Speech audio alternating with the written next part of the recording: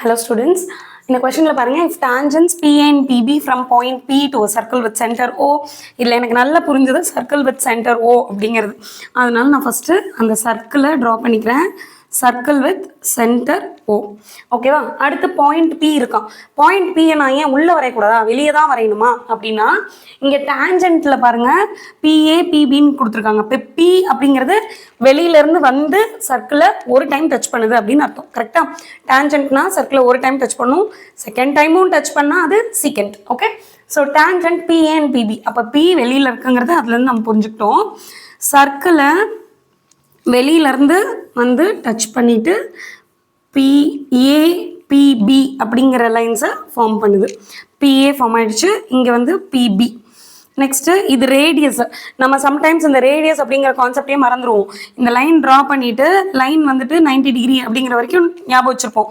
சென்டர்ல இருந்து டான்ஜென்ட்டை டச் பண்ணுச்சுன்னா ரெண்டு லைனுக்கும் நடுவில் 90 டிகிரி இருக்கும் அப்படிங்கிறத ஞாபகம் வச்சுட்டு கரெக்டாக போட்டுருவோம்.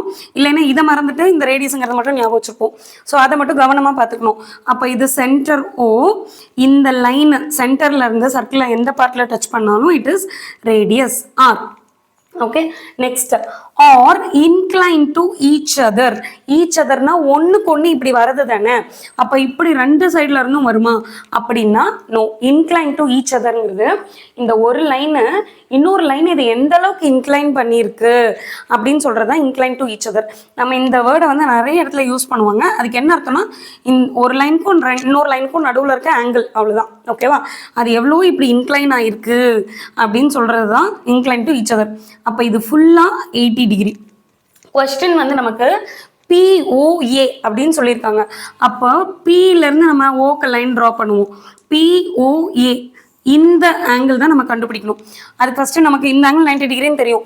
இந்த ஆங்கிள் இதை பார்த்தா பாதியா பிரிகிற மாதிரி இருக்கே, பைசெக்டட்னு சொல்லிட்டு நான் இது வந்து 40 டிகிரின்னு எடுத்துக்க கூடாதா அப்படின்னா நம்ம எப்படி நம்ம கண்ணில் பார்த்தே 40 டிகிரின்னு சொல்ல முடியுமா? ஒருவேளை 39 இருந்ததுன்னா 41 இருந்ததுன்னா தெரியாதுல்ல.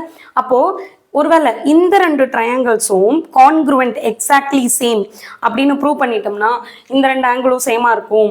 ரெண்டு ஆங்கிளும் எப்போ சேமாக இருக்க முடியும்? இங்கே டோட்டலாக 80 இருக்குன்னா இங்கேயும் 40 இங்கேயும் 40 இருந்தால் தான் சேமாக இருக்க முடியும். அப்போ கான்க்ருவெண்ட்டுன்னு ப்ரூவ் பண்ணிட்டா நம்ம இதை 40-40 எடுத்துக்க முடியும்ல. எப்படி கான்க்ருவெண்ட்டுன்னு ப்ரூவ் பண்ணுறது? எதெல்லாம் சேமாக இருக்குன்னு பார்க்கலாம். PA is equal to PB. ஏன்னா ஒரே பாயிண்ட்லேருந்து ஒரே சர்க்கிளை டச் பண்ணுற ரெண்டு டேஞ்சன்ஸ் இல்லையா? அப்போ அது ரெண்டும் ஈக்குவலாக தானே இருக்க முடியும். So PA is equal to PB. OA is equal to OB. ஏன்னா OAவும் ரேடியஸ் OBயும் ரேடியஸ்.